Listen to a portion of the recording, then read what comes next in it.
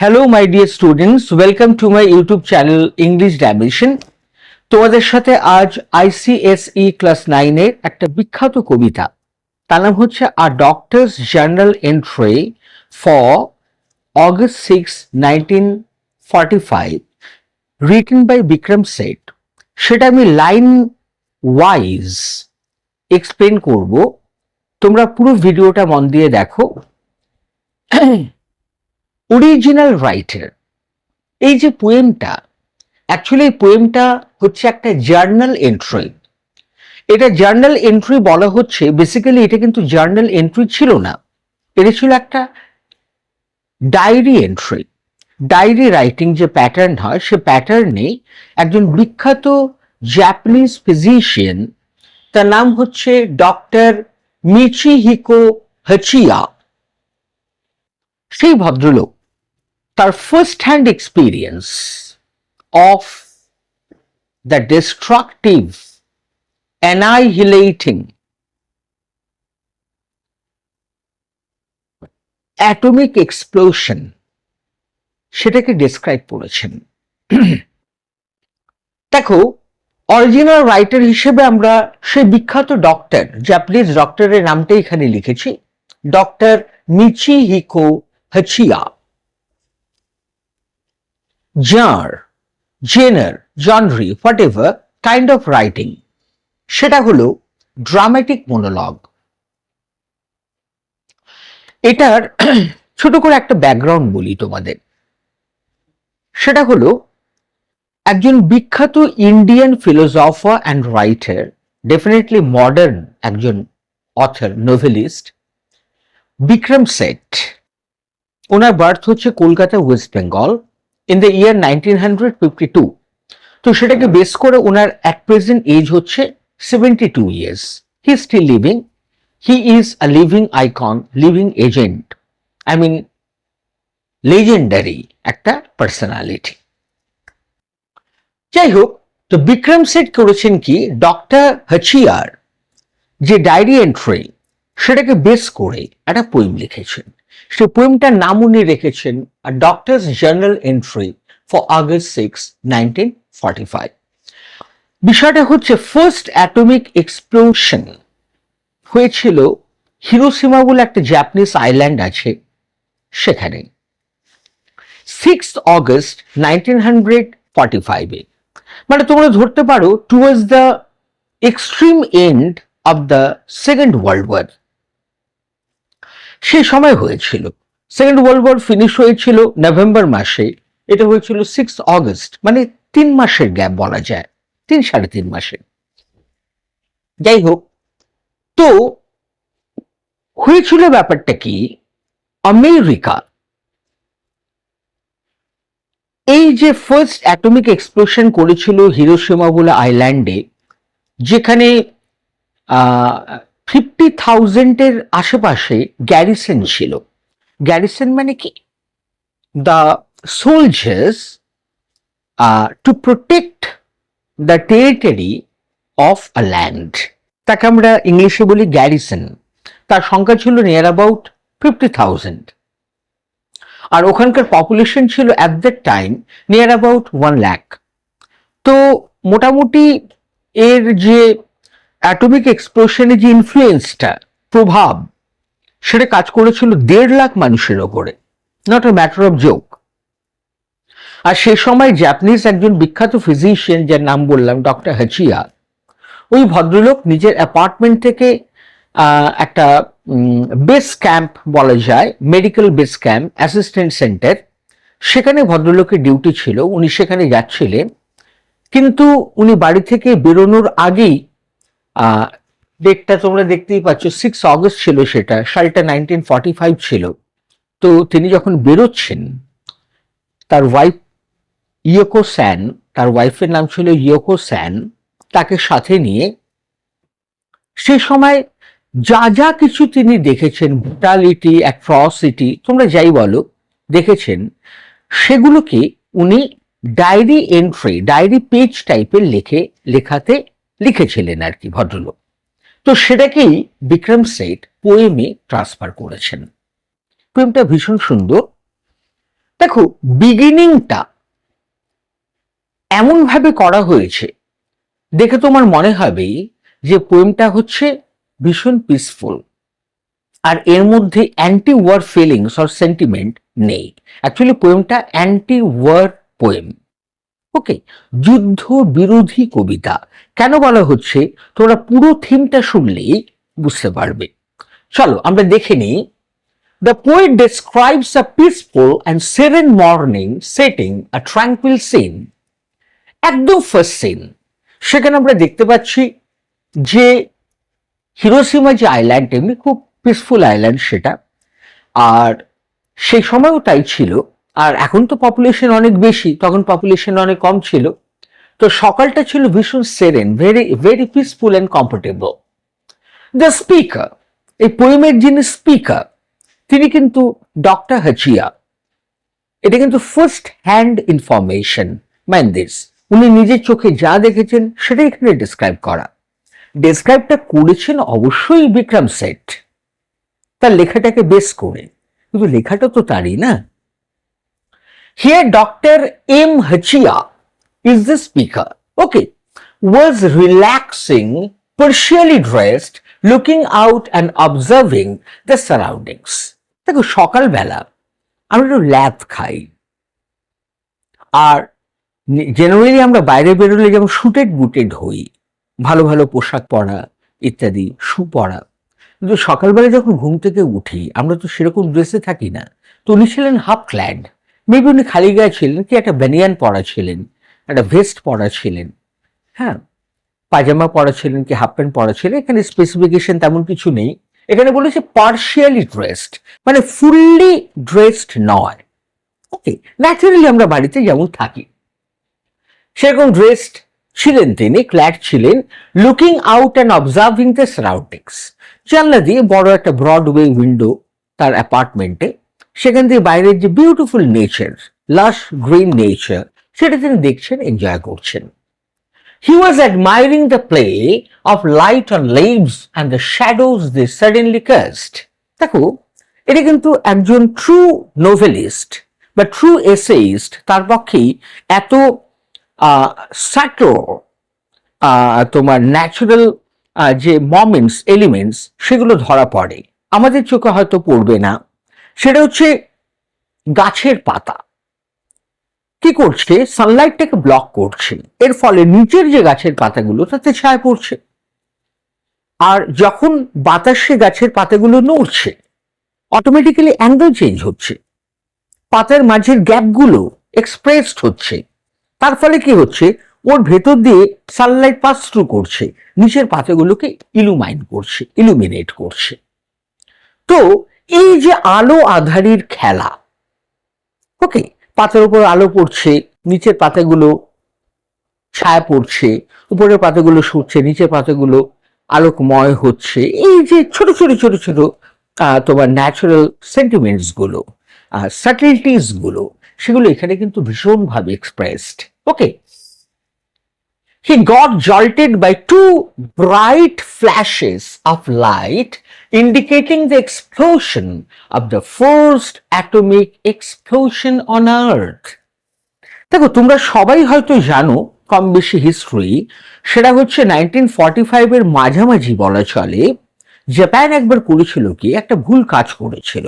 ভুল কাজটা কিরকম ছিল, ওরা ওদের যে এয়ারফোর্স, তারা গিয়েছিল নর্থ আমেরিকা, গিয়ে ওখানকার যে পার্ল হারবার পোর্ট, ওটা একটা ফ্রি সি পোর্ট, তোমরা সবাই জানো, সেটাকে ডিস্ট্রয় করেছিল। আর সেই সময় অ্যাটমিক এনার্জি নিয়ে রিসার্চ চলছিল নর্থ আমেরিকা, এবং সেটা একটা পিক টাইম ছিল, মানে প্রায় রিসার্চ শেষের মুখে ছিল। তো অটোমেটিক্যালি ওখানকার যে গভর্নমেন্ট, ওরা ভাবলো যে এটা যখন আমরা সাকসেস পেয়ে গেছি, এর যে টেস্ট ফায়ার সেটা কোথায় করা যায়। তখন ওরা এনিমি কান্ট্রি হিসেবে জাপানকে সিলেক্ট করেছিল। আর 6 অগস্ট সিলেকশন হয়েছিল হিরোশিমা, তার দুদিন পরে 9 আগস্ট আরেকটা আইল্যান্ড ছিল পাশে, নাগাসাকি বলে, সেখানে সেকেন্ড এক্সপ্লোশন আমেরিকা ঘটিয়েছিল। তাহলে শুরু করেছিল কিন্তু এই বিবাদটা জাপান, এন্ড করেছিল আমেরিকা। তার রেজাল্ট মারাত্মক ছিল। হিরোশিমাতে 1.5 লাখ লোকের মৃত্যু, নাগাসাকিতে মৃত্যু 4.5 লাখ মানুষের। Total 6 lakhs people directly and indirectly exposed হয়েছিল to the brutality of atomic explosions. কল্পনার বাইরে। Okay, an old stone lantern in his vicinity was illuminated by the intense flash of the explosion. Actually দেখো, আমি যখনকার কথা বলছি 1945, Hiroshima হচ্ছে একটা Tokyo শহর থেকে বা জাপানের যে মেন আইল্যান্ড সেখান থেকে অনেকটা দূরের একটা আইল্যান্ড, আর সেখানে ইলেকট্রিসিটি সেভাবে ছিল না। তাই জন্য ওরা একটা হ্যাজাক টাইপের, যেটাকে স্টোন ল্যান্টার্ন বলা হয়, একটা ম্যাগনেসিয়াম ফ্লেয়ার থেকে ভেতরে ভীষণ ব্রাইট আলো হয়, টিউবলাইটের আলোর মতোই প্রায়। তো সেরকম আলো একটা কনস্ট্যান্ট জ্বলতো রাত্রিবেলা। এমনি নেচার ছিল ভীষণ ঠান্ডা। জাপান এমনিতেই ঠান্ডা দেশ, তোমরা জানো ওটা একটা পাহাড়ি দেশ, ঠান্ডা দেশ। চায়নাও ঠান্ডা দেশ। এখন ব্যাপারটা হচ্ছে পলিটিক্যালি ঠান্ডা নয় হয়তো। ওকে, আর বিষয়টা হচ্ছে, তো স্টোন ল্যান্টার্ন যেটা জ্বলছে সেটা তো জ্বলছিলই, কিন্তু বাইরে যে ব্লাইন্ডেনিং ফ্ল্যাশ দুবার হলো জানলার বাইরে, হয়েছে অনেকটা দূরে, কিন্তু ফ্ল্যাশটা এত বেশি পাওয়ারফুল ছিল, দেখে মনে হয় সে ফ্ল্যাশের যে আলোর রিফ্লেকশনটা স্টোন ল্যান্টার্নের ম্যাগনেসিয়াম ফ্লেয়ারের যে রিফ্লেকশন, সেটাকে ওভারডু করেছিল, এক্সেল করেছিল, মানে ঢাকা দিয়ে দিয়েছিল সে ফ্লেয়ার। কারণ ভেবে দেখো, একটা টিউবলাইটের আলোর যে ইলুমিনেশন, সেটা ব্লাইন্ডেনিং, প্রচন্ড ব্রাইট। তার থেকে ব্রাইট হচ্ছে অত দূরের আগুনের রিফ্লেকশন। তোমরা এই কম্প্যারিশনটা একটু যদি ভাবো তাহলে বুঝতে পারবে এক্সপ্লোশনটা কি লেভেলের হতে পারে। ওকে, যাই হোক, এখানে বলছে suddenly his surroundings including his home and seemingly the entire world. তো প্রথমে স্টোন ল্যান্টার্নের ম্যাগনেসিয়াম ফ্লেয়ারের ব্রাইটনেসটা ছাপিয়ে গেল বাইরের অ্যাটমিক এক্সপ্লোশনের ইলুমিনেশন লেভেল। ঠিক তারপরে কি ঘটল? পুরো আইল্যান্ড আগুনে ঝলসে গেল, হতে পারে উইদিন স্পিড অফ সেকেন্ড। বাইরের টেম্পারেচার কত, আই কান্ট এক্সপ্লেন। কাঁচা গাছ, এই রাস্তাঘাটে গাছগুলো হয়ে থাকে, ন্যাচারাল ভেজিটেশন, কাঁচা গাছ, তা থেকে আগুন লাগে? লাগে না, বিকজ অফ স্যাপ। কাঁচা গাছে পর্যন্ত আগুন ধরে গিয়েছিল। তাহলে ইন্টেন্সিটি অফ হিট কতটা হতে পারে, হলে পরে এটা পসিবল? তো ডেফিনেটলি একটু ভাববে, আমি আশা করব। আচ্ছা, যাই হোক, তো তার বাড়ির ওপরেও একটা মারাত্মক প্রভাব এসে পড়লো naturally. crumbled and fell apart with dust and debris filling the air. আশেপাশের বাড়িঘরগুলো কিভাবে ভেঙে পড়ছে যেন। তোমরা ঝুলন সাজাও ছোট ছোট খেলনা দিয়ে, সেখানে খেলনাগুলো হালকা নাড়া দিলে যেমন পড়ে যায়, আশেপাশের বাড়িঘরগুলো, অ্যাপার্টমেন্টস গুলো সেভাবেই অনায়াসেই ভেঙে পড়ছিল রাস্তার পাশে। এর ফলে কি হচ্ছিল? আগুন লাগছিল তাতে, ডেফিনেটলি। এর ফলে ধুয়ো অ্যান্ড ধুলো এত বেশি উড়ছিল, তাতেই নেচার ঢেকে গিয়েছিল। He found himself in the garden amidst the chaos. এই প্রচন্ড একটা বিশৃঙ্খলা। অ্যাকচুয়ালি কি ঘটেছে ডক্টর হাচিয়া প্রপারলি জানতেন না। শুধু ডক্টর হাচিয়া কেন, হিরোশিমা আইল্যান্ডের যত ইনহ্যাবিটেন্টস ছিল তারা কেউ জানতো না কি ঘটছে। কারণ সেটা ছিল আমেরিকার একটা সিক্রেট প্ল্যান। তারা তো জানিয়ে কাজ করবে না, কারণ সেটা হচ্ছে প্রতিশোধ, প্রতিহিংসে, রিভেঞ্জ। এটা অতর্কিতে সাডেনলি নিতে হয়। যাই হোক, কাজটা definitely one of the worst anti human barbaric work আমি বলবো হিস্ট্রিতে। যাই হোক, he found himself in the garden amidst the chaos. এই প্রচন্ড কি বলবো না জানা, ইনকম্প্রিহেন্সিভ যে অ্যাক্টিভিটিস গুলো, প্যারাফার্নালিয়াস, হ্যাপেনিংস, ইভেন্টস, ইভেন্চুয়ালস, যা যা কিছু ঘটে চলেছে চারিদিকে, সব ব্যাপারেই সবাই আনঅ্যাওয়্যার। তো হঠাৎ মিস্টার হাচিয়া নিজেকে তার গার্ডেনে, ফ্রন্ট গার্ডেনে খুঁজে পাচ্ছেন। মানে এক্সপ্লোশনের ধাক্কায় উনি বাড়ি থেকে গার্ডেনে পৌঁছে গেছেন। উনি তখনও বেঁচে আছেন, এটা হচ্ছে গড ফরবিড, কল্পনার বাইরে এগুলো। His clothing was blown away by the force of the explosion. এক্সপ্লোশনের যে ধাক্কা, গাস্ট অফ উইন্ড, এক্সপ্লোশন যে গাস্ট অফ উইন্ড জন্ম দিয়েছে, সে গাস্ট অফ উইন্ড কি করেছে, একটা মানুষের দেহের পোশাক ছিঁড়ে নিয়ে চলে গেছে। বডি হয়ে গেছে বিয়ার, নেকেড। এটা কি লজ্জাস্কর, হাসির নাকি দুঃখের? উনি হয়ে গেছেন বিয়ার বডিড, ক্লোথলেস, আনড্রেসড, যাই তোমরা বলো।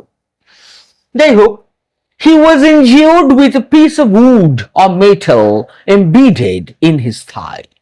একটা কাঠের টুকরো বা কোনো একটা মেটালিক পিস উড়ে এসেছে বুলেটের থেকেও বেশি স্পিডে, উড়ে এসে তার থায়ের মধ্যে ঢুকে গেছে, আর সেখান দিয়ে ফাউন্টেনের মতো রক্ত বেরিয়ে আসছে। He described his injuries bleeding and torn cheek. তিনি তার যে ব্লিডিং, থাই থেকে যে ব্লিডিং হচ্ছে, সেটা ইনএক্সপ্লিকেবল, বর্ণনার বাইরে। পুরো গার্ডেনের অনেকটা অংশই রক্তে মাখামাখি হয়ে গিয়েছে। তার যে চিক ছিঁড়ে গেছে। অ্যাকচুয়ালি ব্যাপারগুলো কিরকম হয়, যে ওখানকার যে অ্যাপার্টমেন্টস গুলো, যে ব্রডওয়ে উইন্ডো গুলো আছে, সেখানে কাঁচ লাগানো থাকে, গ্লাস স্লাইডিং হয়। সেগুলো কাঁচগুলো ভেঙে গিয়ে কাঁচের যে স্প্লিন্টার্স গুলো, টুকরোগুলো, সেগুলো বাতাসে তীরের মতো উড়ে আসছে। সেখানে মানুষ দাঁড়িয়ে থাকতে পারে? সেভাবে কি হচ্ছে, একটা তার গালের পাশ দিয়ে পাস করার সময় টাচ করে গেছে, একটু ভালোবেসে গেছে, আদর করে গেছে, তার জন্য গালটা ছিঁড়ে গেছে। যাই হোক, he removed a shard of glass from his body, seemingly in shock and detached from the situation. গালে এরকম আটকে আছে কাঁচ, বা থাইতে আটকে আছে, সেইভাবে আমরা যেমন কোনো জিনিস বাছি, সেভাবে বেছে তুলে ফেলার মতো অনেকটা আর কি, ক্রপিং করার মতো, সেটা সেরকম সে করেছে। সে বুঝতে পারছে না কেন হচ্ছে এগুলো, যা কিছু হচ্ছে তার প্যারানর্মাল, অ্যাবনর্মাল এরকম মনে হতেই পারে। Throughout this, he was trying to understand what had just happened. সে শুধু বোঝার চেষ্টা করছে যে কি ঘটেছে এমন, যার জন্য পুরো আইল্যান্ডই ডিস্ট্রাকশনের মুখে। কি ঘটেছে এমন? অ্যাকচুয়ালি দেখো, ওরকম হঠাৎ একটা ব্যাপার শুরু হয়ে যাওয়া, হ্যাঁ, তো এটা তো আনন্যাচারাল বটেই, কারণ কেউ জানে না রিজন কি বা কেন এরকম হচ্ছে। এরকম ডিস্ট্রাকশন এর কথাটা কোনোদিন শোনেওনি। ওটা ছিল first atomic explosion on the earth. ঠিক আছে, এতটুকু আইডিয়া হ্যাঁ আমাদের নেই যে অ্যাটমিক এক্সপ্লোশন কেমন হতে পারে। যাই হোক, concerned for his wife, he called out for her. এবার সে ভাবছে, আরে আমার তো ওয়াইফ রয়েছে অ্যাপার্টমেন্টে, সে বেঁচে আছে তো। এখন এটা চিন্তার ব্যাপার। সে চিৎকার করেছে, তার ওয়াইফের নাম ইয়োকো স্যান। ওকে, ওই নাম ধরে সে চিৎকার করছে। He called her by name, and as he did so, he noticed more of his blood pouring out. যত সে চিৎকার করছে, গাল বেয়ে, থাই বেয়ে, তার রক্ত বেরিয়ে যাওয়ার পরিমাণ পার্সেন্টেজ বাড়ছে। দেখো, এত যদি ব্লিডিং হতে, সে নিজে কিন্তু একটা ফিজিশিয়ান, ভেবে দেখো, সে নিজের ট্রিটমেন্ট নিজে করতে পারছে না। প্লাস ভেবে দেখো, সে একটা মেডিকেল সেন্টারের ইনচার্জ, দায়িত্বে রয়েছে, তার আন্ডারে কত স্টাফ আছে, তাদের আন্ডারে হাজার হাজার পেশেন্ট আছে হেলথ সেন্টারে, তাদের রেসপন্সিবিলিটি কে নেবে? ডাক্তার নিজেকেই দেখতে পারছে না, তার ওয়াইফ কি অবস্থা আছে ভগবান জানে, দেখা যাক।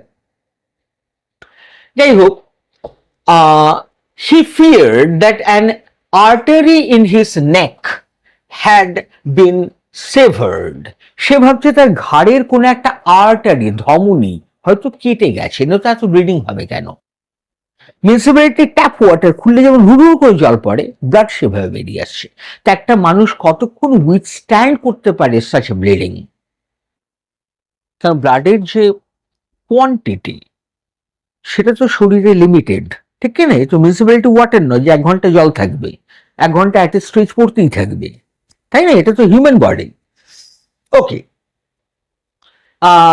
যাই হোক, তেমনটা তার feelings, which could be fatal, এবং এটা মারাত্মক হতে পারে। তার যদি এই নেকের কোনো আর্টারি সত্যিই কেটে গিয়ে থাকে, তাহলে তো সে বাঁচবে না, সে কার রেসপন্সিবিলিটি নেবে, তাই নয়? In his panic and fear, he continued to call for his wife. সে প্রচন্ড ভয়ে আছে, সে প্রচন্ড যন্ত্রণায় আছে, মনোকষ্টে আছে, হ্যাঁ, মনের যে কষ্ট, যন্ত্রণা, তার মধ্যে সে তার ওয়াইফকে ডাকছে, নাম ধরে ডাকছে, ইয়েকো স্যান, তুমি কোথায়? ব্যাপারটা হচ্ছে সে ভয় পাচ্ছে তার ওয়াইফ আদৌ বেঁচে আছে কিনা। ওকে, his wife appeared, looking pale and covered in blood, clearly terrified. তার ওয়াইফ এসে হাজির। তার ওয়াইফকে দেখে ডক্টর হাচিয়ার কন্ডিশন আরো খারাপ হয়ে গেছে। এসে দেখে সে পেল, সে কালারলেস, ভয়ে তার মুখের কালার ভ্যানিশ হয়ে গেছে। ইয়োকোসাইনিক এইভাবে এলবো ধরে রেখেছে, এইভাবে এলবোতে কি হচ্ছে ভগবান জানে। ওকে, বলছে লুকিং পেল অ্যান্ড কভার্ড ইন ব্লাড, পুরো রক্তে মাখা একদম। ওকে, ক্লিয়ারলি টেরিফাইড, এবং সে থরথর করে কাঁপছে ভয়ে, যন্ত্রণায়, আতঙ্কে। ওকে,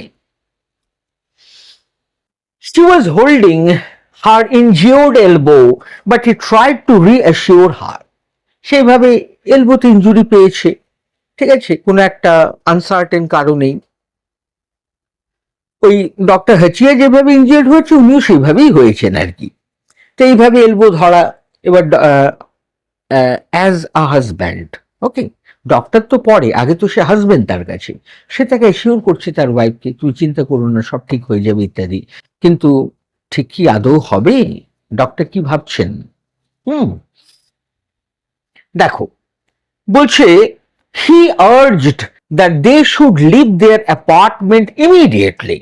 তখন হাজবেন্ড তার ওয়াইফকে বলছে, ডক্টর হাচিয়া ইয়োকো স্যানকে বলছে, দেখো, সবার আগে যেটা আমাদের প্রয়োজন, আমাদের অ্যাপার্টমেন্ট কিন্তু যখন তখন ভেঙে পড়তে পারে, কারণ আশেপাশে অ্যাপার্টমেন্টগুলো নেই। চলো আমরা আগে এখান থেকে বেরোই, কারণ এটা মৃত্যু ফাঁদ হতে পারে, ডেথ ট্র্যাপ, আমরা চাপা পড়ে যেতে পারি, আগে ওপেন জায়গায় চলি, চলো। As they tried to move, they stumbled. তারা যখন বাড়ি থেকে বেরিয়ে তাড়াহুড়ো করে রাস্তায় উঠতে গেছে, ওরা হুঁচট খেয়ে পড়ে গেছে। আরেক কেলেঙ্কারি। কেন হুঁচটটা খেলো? They got tripped over an obstacle on the ground. তাই এইভাবে হাঁটছে, দুম করে উল্টে পড়েছে দুজনেই। কেন পড়েছে? একটা বাধা, একটা বাধা পায়ে পড়েছে, ওরা খেয়াল করেনি। চারিদিকে ধুলো ধোয়া, মানুষের চিৎকার চেঁচামেচি, দৌড়োদৌড়ি ইত্যাদি লেগেই আছে। ওরা সবাই প্যানিকড, সব দৌড়চ্ছে, নিচের দিকে তাকাচ্ছে না, কেউ খেয়াল করার সময় কোথায়, মেন্টালিটি কোথায়, পড়ে গেছে হোঁচট খেয়ে। Okay, to their horror he realised that they had tripped over a person's head. সর্বনাশ, ও হোঁচট খেয়ে পড়ে গেছে, বুক থুবড়ে পড়ে গেছে। ওর ভাবছি কি আবার পায়ে লাগলো ভগবান জানে।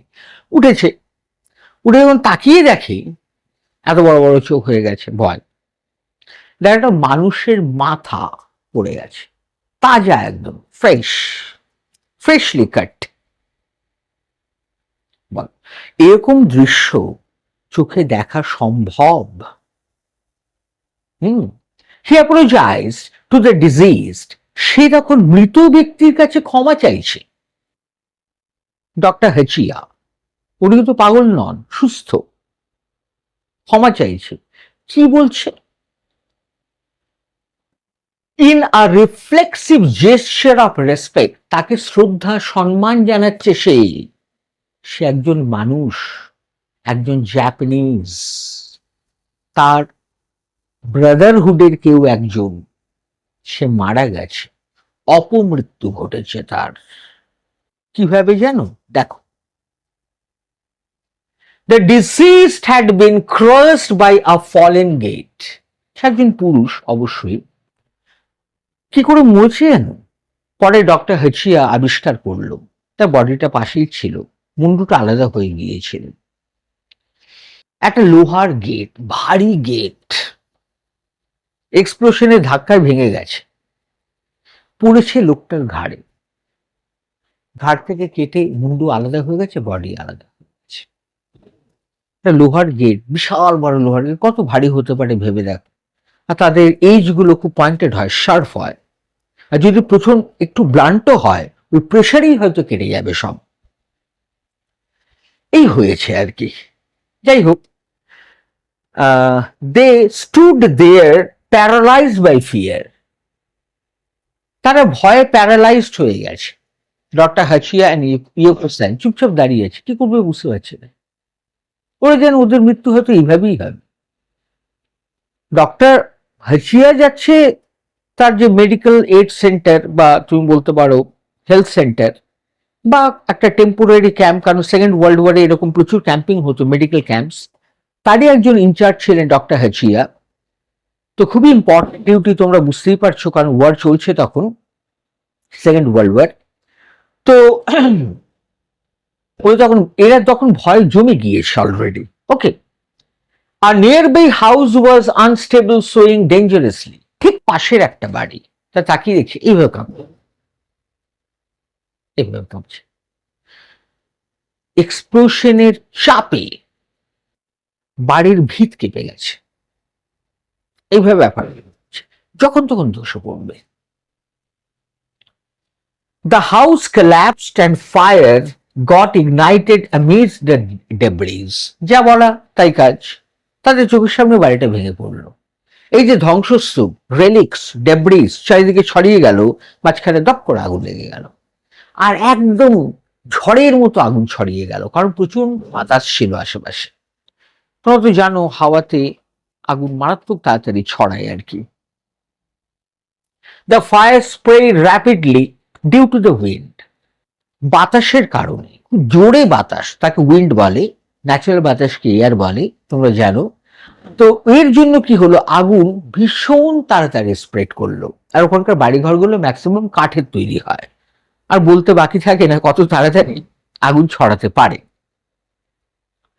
দে realised the urgency of their situation. তখন ডক্টর এবং তার ওয়াইফ পরিষ্কার বুঝতে পারছি যে তারা মৃত্যুর মুখে দাঁড়িয়ে আছে। হয়তো এখান থেকে তাদের কোনো নিস্তার নেই, উদ্ধার নেই, বুঝতে পেরে গিয়েছিল তারা। They needed to get to the hospital for medical assistance. Being a doctor, তার কর্তব্য কি তার স্টাফদের হেল্প করা, directly and indirectly patient attend করা, ঠিক আছে। এগুলো করবে কি, তাদের মেডিকেল হেল্পের দরকার, তাদের প্রয়োজন হচ্ছে ইমিডিয়েটলি হসপিটালে গিয়ে পৌঁছানো অ্যান্ড অ্যাডমিট হয়ে যাওয়া, যদি হসপিটাল থেকে থাকে। Reflecting on it, he wondered how he could even think of helping others to help his staff at the hospital. তখন সে ভাবছে, দেখো আমি তো একজন মেডিকেল প্র্যাকটিশনার, আমি একজন ফিজিশিয়ান, আমার প্রচুর রেসপন্সিবিলিটি টু দ্য সোসাইটি। সেটা আমি পালন করব কিভাবে জানি না, আমারই মেডিকেল এইডের দরকার এখন। His injuries and exhaustion caused him collapse. সে এত বেশি ইনজিওর ছিল আর মেন্টালি এত এক্সস্টেড ছিল, সে বসে পড়ল আর উঠতে পারল না। He felt extremely thirsty but found no water around. তৃষ্ণায় গলা ফেটে যাচ্ছে, শুকিয়ে গেছে গলা, জল কোথায়, জল কোথায় পাবে? He struggled to breathe but could gradually. Breathing trouble হচ্ছে তার। He gasped for air, oxygen. কিন্তু হচ্ছিল, নর্মালি নয়, abnormally, very slowly breathing trouble হচ্ছিল তার। He began to recover some strength and managed to stand up. সে তার ওয়াইফকে তার আগে হসপিটালে পাঠিয়ে দিয়েছিল যে তুমি চলে যাও, তুমি আমার সাথে থাকলে মারা যাবে, আমার কন্ডিশন দেখছো তো, আমি যেতে পারবো কিনা জানি না। তার ওয়াইফ অনিচ্ছা সত্ত্বে, ভেরি আনউইলিংলি, সে তার হাজবেন্ডকে ছেড়ে যেতে চাইছে না। ভাবছে হয়তো মরলে একসাথে মরা ভালো, ঠিক আছে, একজন চলে গেল একজন বেঁচে গেল, এটা আরো বেশি কষ্টের। তো যাই হোক, সে কোন রকমে মনের জোর বাড়িয়ে সে উঠে দাঁড়াবার চেষ্টা করলো। He struggled to breathe but could gradually, এটা বললাম, despite being without clothes, he felt no embarrassment, highlighting the gravity of the situation. Say fully naked, কিন্তু এতটুকু লজ্জা সে পাচ্ছে না, কারণ লজ্জা পাওয়ার যে সেন্টিমেন্ট অ্যান্ড মেন্টালিটি সেটা নেই ওখানে। কারণ আশেপাশের যে লোকজনরা রয়েছে, ইভেন ফিমেল মেম্বার্স, তারাও সবাই নেকেড। ব্যাপারটা লজ্জার নয়, ব্যাপারটা ইন্টারন্যাশনাল লজ্জার। যে এরকমটা আমেরিকা করলো কেন? এত বড় ইনহিউম্যানিটি, এত বড় ব্রুটালিটি, এত বড় ম্যানস্লটার। He was troubled by his lack of self-consciousness until he encountered a soldier who stood silently amidst the chaos. তো সেই ডক্টর হেচিয়া তার যে সেলফ কনসিয়াসনেস, অর্থাৎ আত্মসচেতনতা, সেলফ কনসিয়াসনেস, সেটা তিনি প্রায় হারিয়েই ফেলেছিলেন বলা চলে। হঠাৎ তার সাথে একজন গ্যারিসনের পার্ট, একজন সোলজার, তার সাথে হঠাৎ দেখা, যে সাইলেন্টলি দাঁড়িয়েছিল সেই রকম অনেক ধ্বংসস্তূপের মাঝখানে। The soldier offered his towel to the speaker in a gesture of kindness. দেখো, প্রত্যেকটা মানুষের কিন্তু একটা মানবিক রেসপেক্ট, হিউম্যান রেসপেক্ট তো থাকেই। তো সোলজার যখন দেখলো ডক্টর হেচিয়া, মেবি সে ডক্টরকে চেনে না পার্সোনালি, কিন্তু তাও যখন দেখলো যে এরকম একটা কন্ডিশনে সে রয়েছে, তার কাছে একটা টাওয়েল ছিল, টাওয়েলটা সে তাকে দিয়েছে যাতে ব্লাড স্টেন গুলো মুছতে পারে, ফ্লো অফ ব্লাডটা থামাতে পারে। His legs covered in dried blood were hard to move. তার দুটো পা জমাট বাঁধা রক্ত শুকিয়েছিল পায়ে। তোমরা তো জানো থাই দিয়ে একটা স্প্লিন্টারের জন্য প্রচুর ব্লাড বেরোচ্ছিল, ঘাড়েও ইনজুরি ছিল তার। যাই হোক, রক্ত জমে যাওয়ার ফলে রক্ত প্রচন্ড স্টিকি হয়, আঠালো, যেহেতু সে বসেছিল পা জোরে লেগে গেছে, সে উঠে প্রপারলি দাঁড়াতে পারছে না। He told his wife to move ahead without him. সে বুঝতে পারছিল যে তার মনের জোর তখনও থাকলেও ফিজিক্যাল অ্যাবিলিটি যেটা, সেটা হ্যাড গিভেন ইন, হার মেনে নিয়েছে। সে বোধহয় পারবে না হসপিটালে পৌঁছতে, তার আগেই তার মৃত্যু হয়ে যাবে। তখন সে তার ওয়াইফকে বলছে, তুমি আমাকে ছাড়াই হসপিটালে চলে যাও, গিয়ে অ্যাডমিটেড হয়ে যাও। ওকে, she was reluctant to do so, but in such a dire situation they had no other option.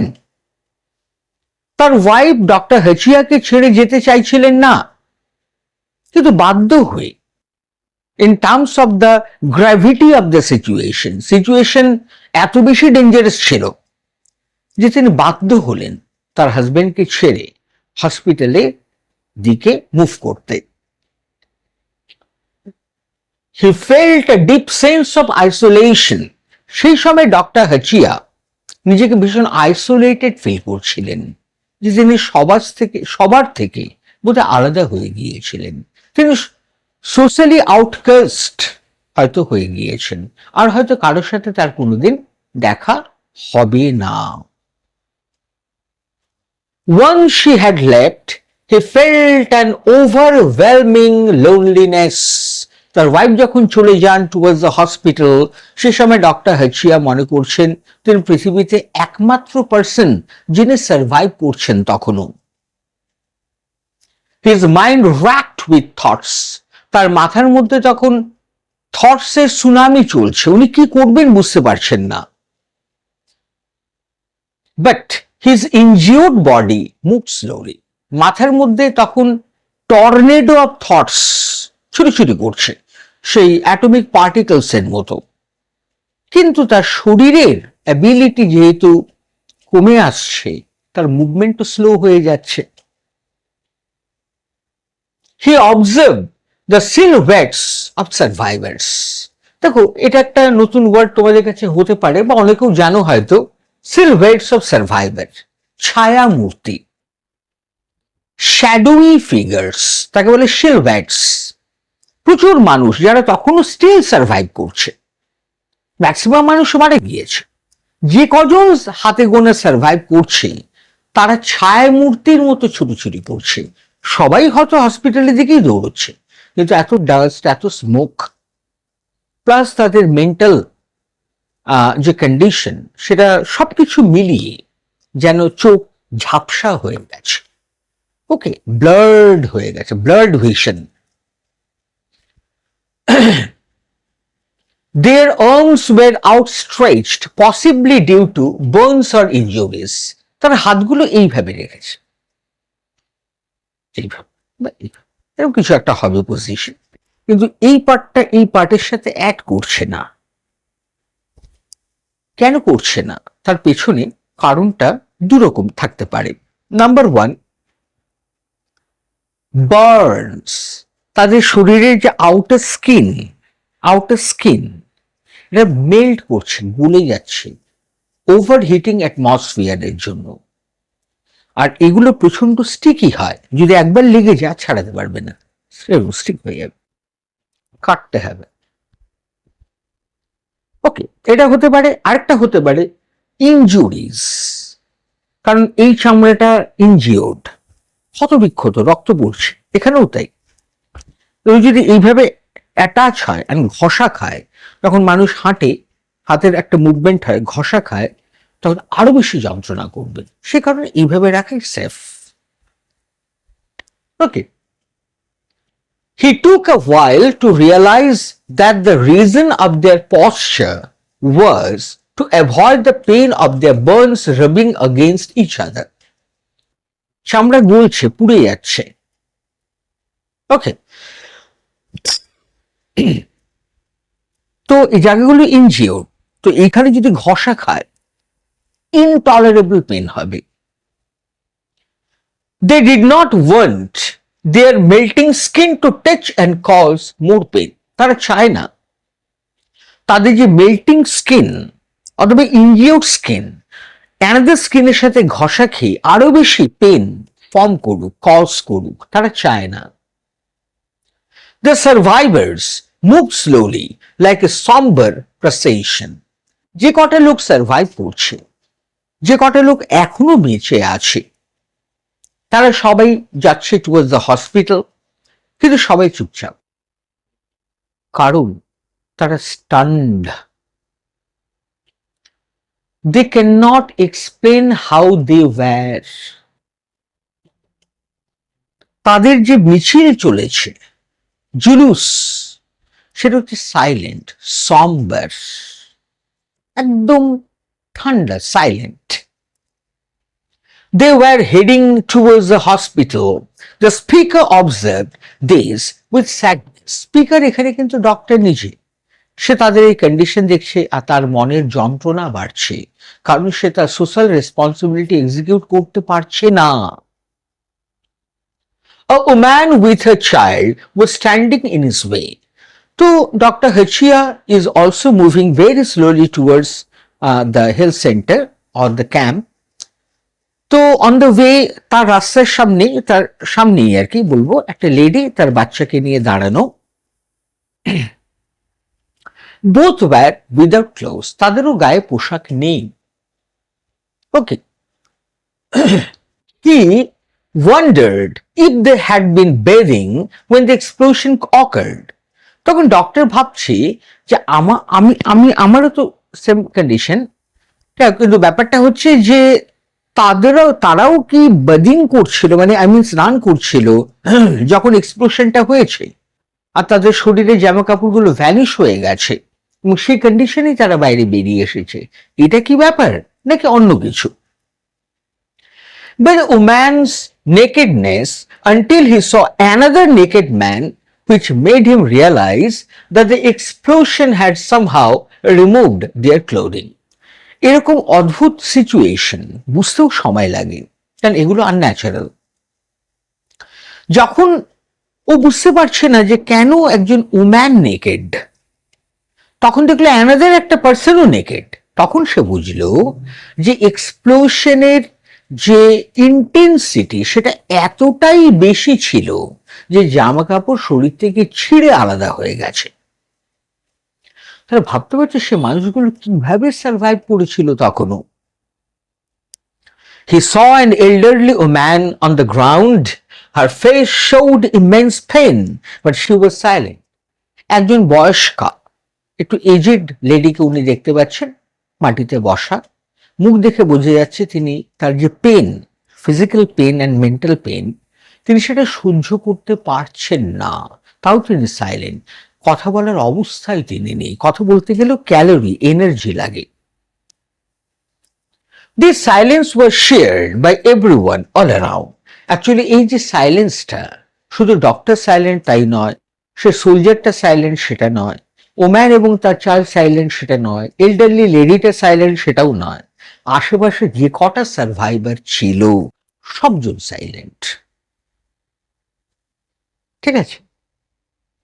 Despite the devastation, there were no screams or exchange of words. ডিভাস্টেশনের ঘটে যাওয়ার পরে, ধ্বংসটা ঘটে যাওয়ার পরে, অ্যানাইহিলেশনের পরে, there were no screams or exchange of words. কেউ চিৎকার করছে না, কেউ কারোর সাথে কথা বলছে না, কারণ তাদের ফিজিক্যাল স্ট্রেংথ নেই কথা বলার বা চিৎকার করার।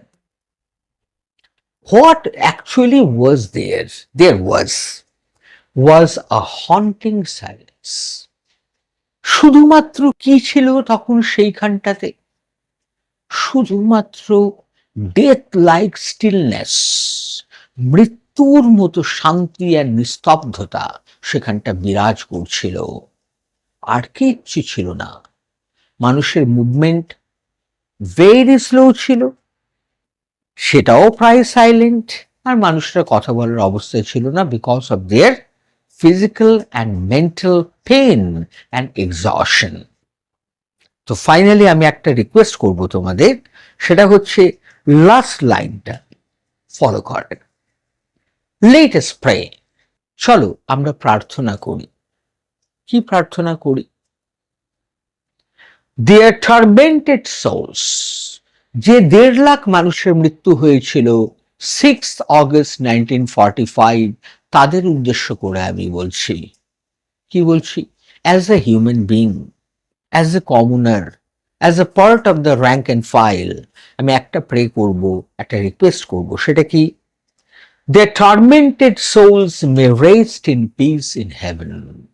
তাদের আত্মা যাতে চির শান্তি পায় স্বর্গে, এটাই আমি প্রে করব।